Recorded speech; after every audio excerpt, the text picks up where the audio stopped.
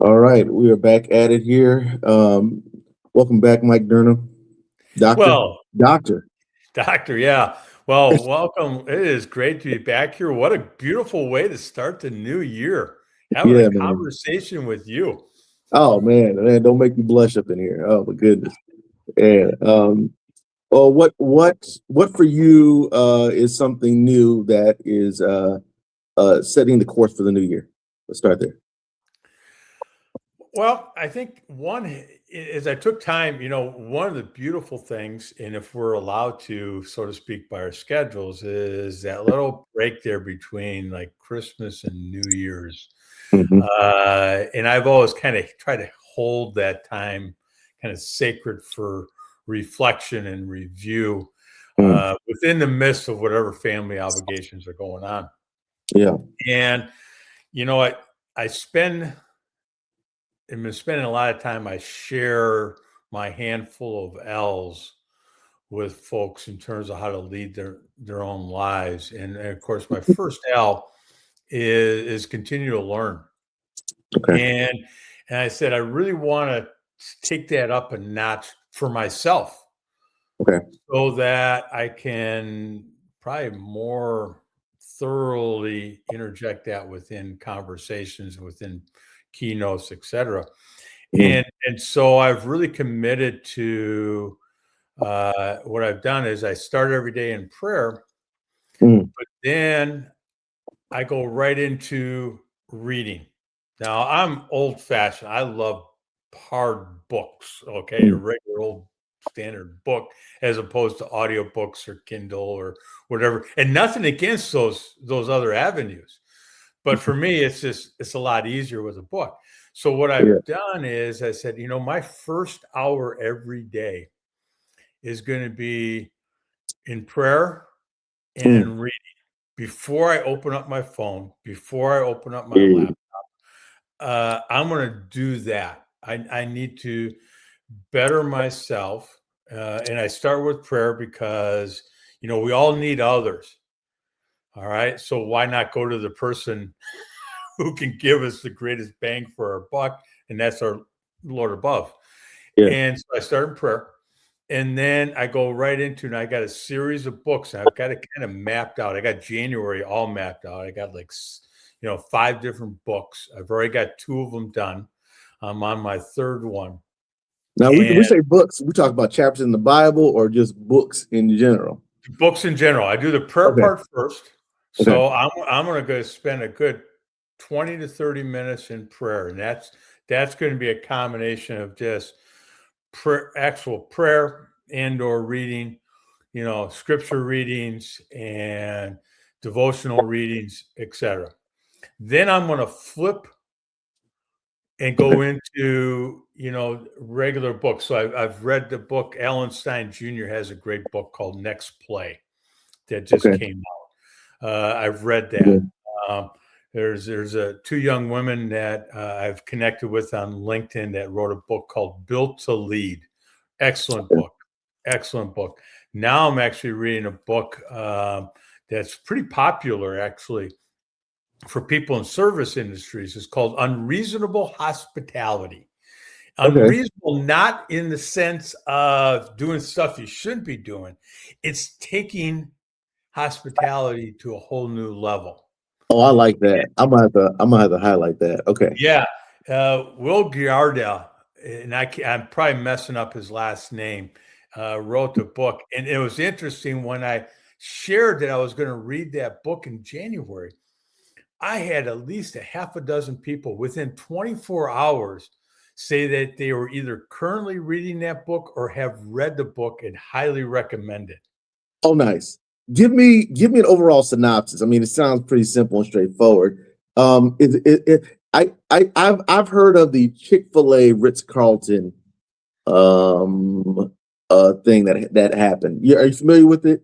Yep. Chick-fil-A borrows the model of providing customer service experience from the Ritz Carlton model. You familiar with that? So Oh, yeah. that's what that reminds me of. So It's I'm highly very, intrigued. yeah, very, very similar. And it's about the guy who basically has been in the restaurant business his whole life. And it's 11 Park Madison, I think it is, or 11 Madison Park, whatever Mhm. restaurant, and they've been rated like in the world in terms of being one of the top restaurants. But the reason they got there wasn't necessarily because of the food. The food was great, Yeah. but they made a difference by how they treated people Yeah. and how they presented everything. And the story is, I'm only about a third of the way through. The story is how he changed, you know, the atmosphere and the mindset is they wanted to be both corporate smart and restaurant smart. Mhm. And so, they knew the money was there, but they wanted to make sure that experience for people Yeah. was such that not only did they compliment the food, but they said, I need to be back in this environment. I need to come back here Yeah. because of the people.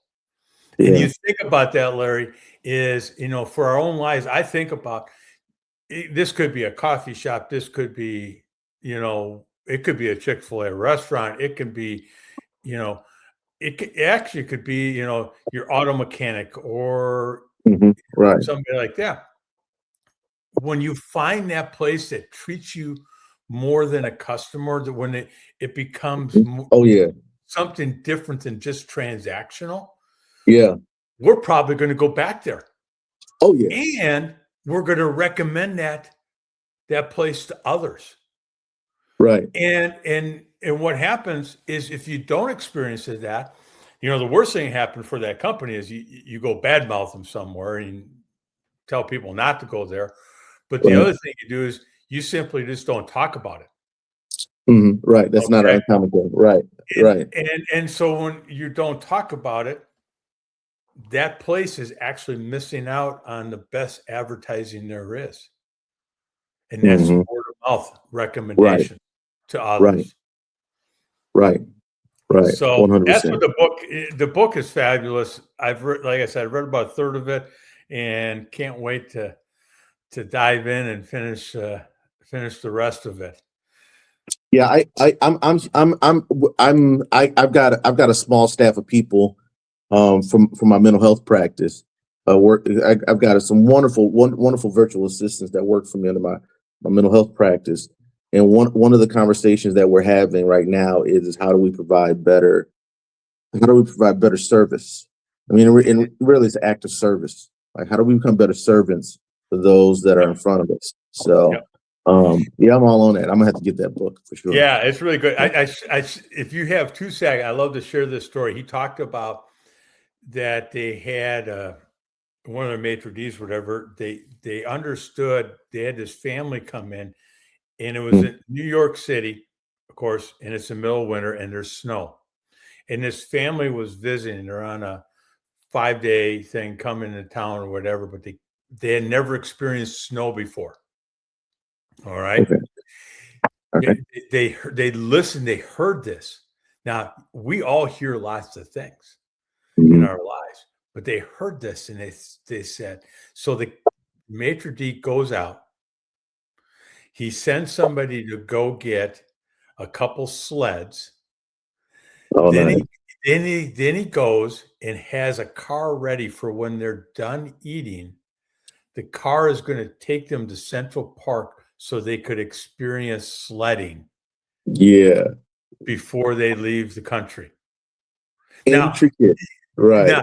Now, that is unreasonable hospitality. That is going above and beyond because and you're basically listening and hearing things and say, how can we make this experience even better for them? Yeah. And they figure, the few dollars that go into getting a couple sleds and that car, and they don't do this every day, of course. That probably, that family is going to talk about that experience. Yeah. I love that example, but because it tells two things: A, attention to detail, not just attention to detail, but attention to what's missing out of Yep. this. And then that investment, and then the idea that you got to make an investment at some point. On a business end, that for me, that's well worth that for me. If we're comparing that to the opportunity cost of marketing dollars, yeah. And he puts a number out there. He talks about what he calls 95-5. So 95% of what you do in your business, you should pay very close attention to every single penny. Wow. How's it being utilized and so forth. But then you should have 5% that is what he calls the frivolous. Like for the moment, this is going to make a difference, so forth. So the sled in the car, that's part of the 5%. Yeah, that's the good Lord speaking to me right there. That's like the theme this year for me. No, seriously. I was telling my staff the theme this year is attention to detail. That's for me. Refining what's in front of me and paying a lot of attention to what's in front of me. So all this is like a second witness here. Almost. This is weird. I'm having a weird moment right now. So there's my focus for this, the start of the year was basically continue to learn, continue to come up with these ideas, come with thought process. And it's not, I'm not running quote unquote a business or anything like that. But I am still providing a message for others. So if I can strengthen my message to others and help transform their own lives, that's why I'm here. We've talked in times past about the season you are in your life. How important is it to be disciplined? When you talk about doing these things, what does discipline look like? You define that for me. Well, discipline to me is a conviction for a purpose, and that conviction leads into our habits that we do each and every day. One should be able to look at our calendars and see what is our focus, what is our discipline. If I talk about my health, the importance of health, okay, and everybody's at a different stage in their life of what that might look like, and we all are facing different obstacles and so forth. However, if I don't do anything, I don't have habits that relate to what I believe in terms of health, then I'm not disciplined. Now, when I'm disciplined, for me, health is there, and I've gone through stages where I've neglected. All right, but right now, no, I'm not. We get done with this call, I'm headed to the Y. I'm going to go swim a mile. Nice. Okay. Saturday, I had a number of things to do, but I said at some point I'm going to jump on my elliptical and work out. I want to be disciplined to do the things that actually represent my conviction, all right, for what I believe in. It's why I need to be able to pray every morning. It's why I start, I do the reading. I used to do reading all different times of the day, but then it was like, oh, I got some other things to do. I'm going to do that instead. Well, if I'm disciplined, I'm going to do those most important aspects right off the bat. And I'm going to make sure those are the first things on my calendar. So I think our calendars represent our discipline. Okay. And are you meticulous with your calendar? I know I am. I'm 100% believer in this. Like whatever I put in my calendar, it firms it up. It reminds me of my calendar reminds me actually of who I am. My daily schedule, it reminds me of who I want to be. Yeah. 100%. Yeah. And I love, and of course, now I have my electronic calendar. And of course, the beautiful thing is, nowadays, of course, my watch has the next thing is on my watch as well. And it's going to beep at me. And they're great reminders to do these things. And I think everybody's different in terms of, I know people still use a paper calendar. Okay. And that's Yeah. fine. If it works for you, if it gives you the discipline to keep doing the things that are important to you, who am I to say, what methodology is right or wrong with it? But I think we need to have that type of schedule. And even, I did that when I was working all the time. It was almost down to the minute Mm. what I was going to do. Now it's got a little bit more flexibility to it. How important is that for it's something down to the minute? Do you think that's applicable to a lot? I mean, let's say you're talking to a young professional. You think that that's applicable or necessary? If I was going to go back and do it again, the thing I would do, because my second L is continue to laugh, which is basically rest, renew, find time to refill your cup. Mm. The thing that I actually now stress to people is if you have to schedule it, but schedule in essence free time. Okay. And schedule time that is not, so focused on your job. Mhm. Schedule other things that provide an opportunity for you to relax and refill your cups. That I am a recovering workaholic. Okay. And I think if you get down too much, Mhm. where it's this to this to this to this, and you push everything else aside, and which is what I did. I failed in that. Um, then I think you have some issues and you need to rework it. And I'm Yeah. just saying that's just from me and past experience. Okay. So now I do allow a lot more, when I work with people, saying, okay, what are you doing to continue to laugh? Where's your Mm. free time? Where's it's not that the other stuff's not important, but you need to be able to refill your cup better than I did when I was a young professional. Do you mentor and coach individuals? Look, I do some. you do I some. do Okay. some. I have a couple people right now, and it Okay. wasn't. What's interesting, Larry, it wasn't something I really set out to do. Mhm. It just organically happened, Nice. That's the and best way. and I love it. Yeah. And as long as that doesn't overtake some of the other things I do, I'm good with it. And but I really enjoy it. If I can serve others by being somebody, they can come with questions, come with situations, and I can help them maybe from the experiences I've had. And just sometimes, as you well know, Larry, if you let people talk long enough, they probably come up with their own solution that's pretty Right. darn good too. Right. Oh yeah. Oh yeah. I use that technique all the time in my profession. So, but what I think is a great technique, and because when they have bought into and they come to the realization this is what needs to happen, it's great. Yeah. And so I love being available for people, and you know, that's just one of the things that is, or like I said, organically has happened over the last year or so. You know what I want to co-write with you. I'm writing it already. I'm writing.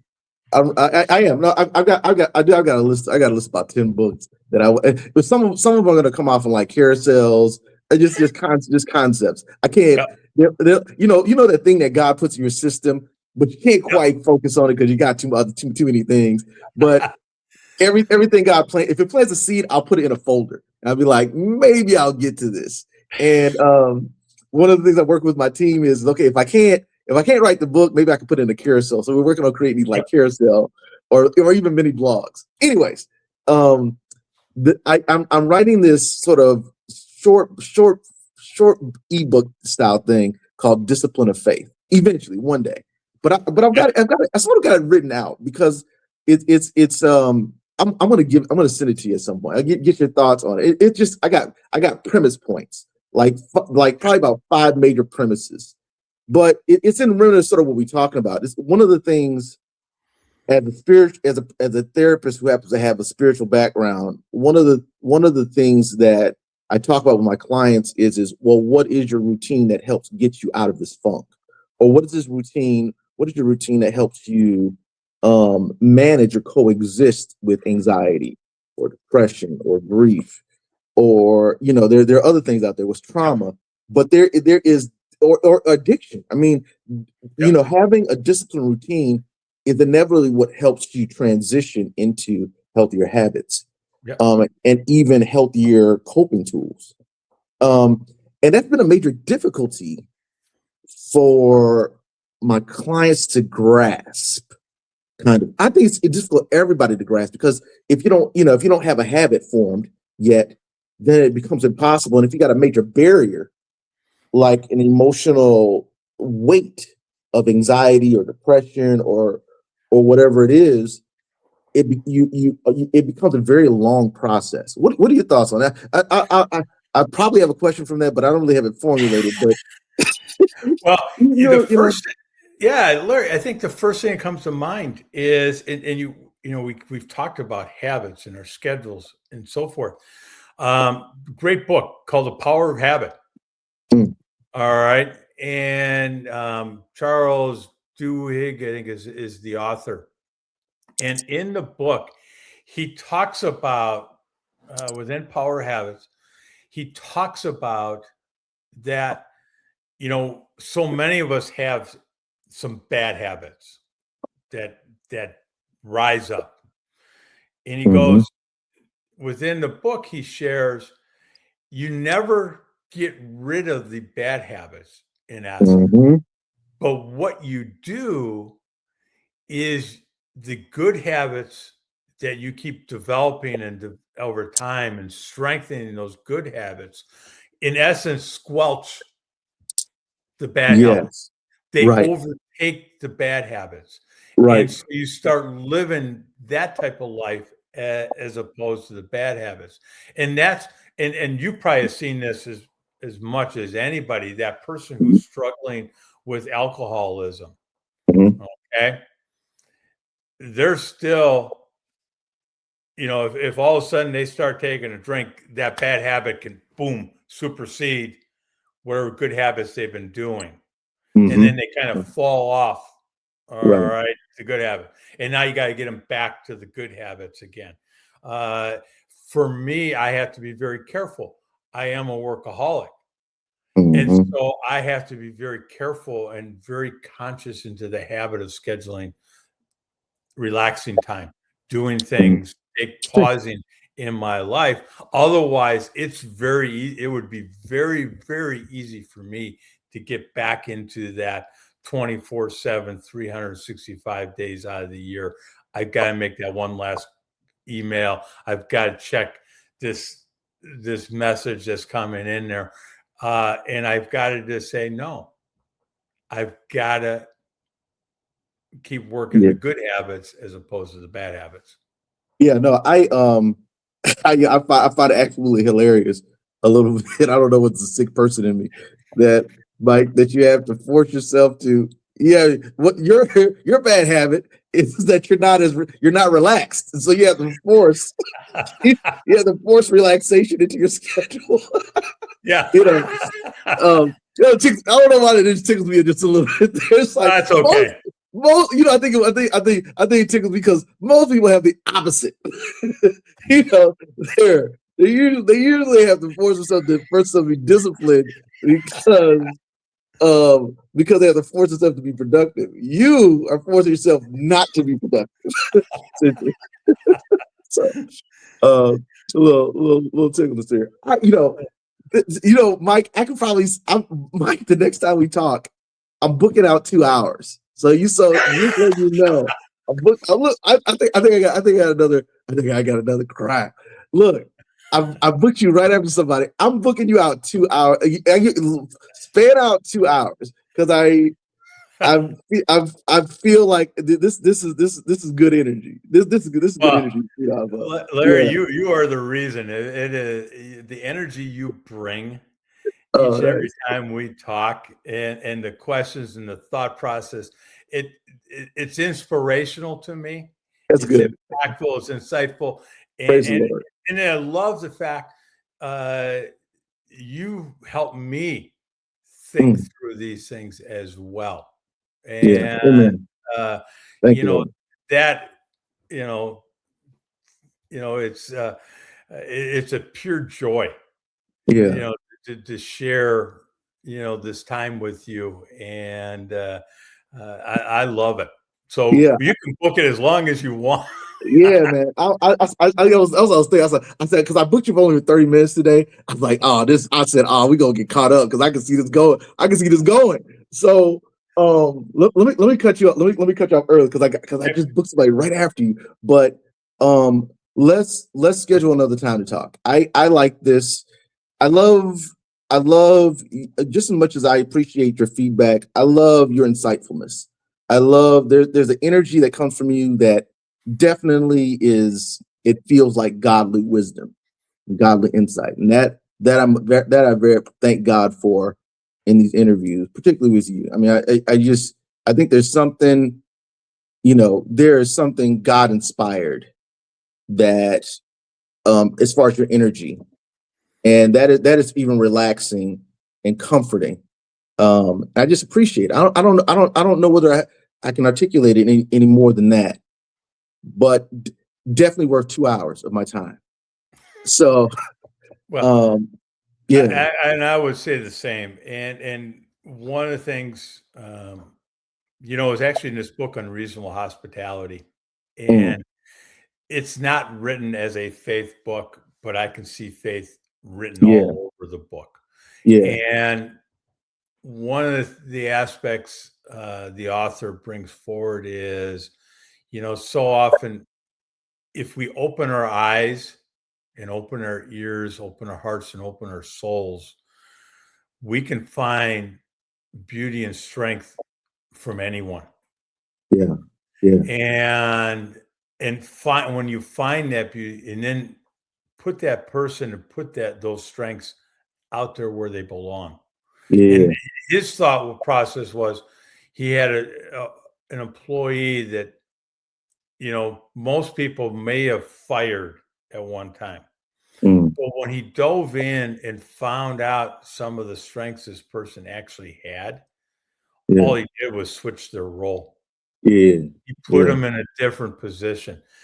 And that person shined for a long time within their organization, because and all he had to do was first be open to listening and finding out more about the person, yeah, put them in the right role. I do believe all of us, Larry, are here on this earth for a cause, for a reason. And yeah, and God's master plan, he's put that there, yeah. I for believe so too. those people. And whatever role I can fulfill, the most important aspect is, may I fill that with God in mind. That's right. Amen. Amen. Well, let me cut you short there. I need a part nine. Where are we at in where are we at in our interview? Who knows? But let's keep going. Okay.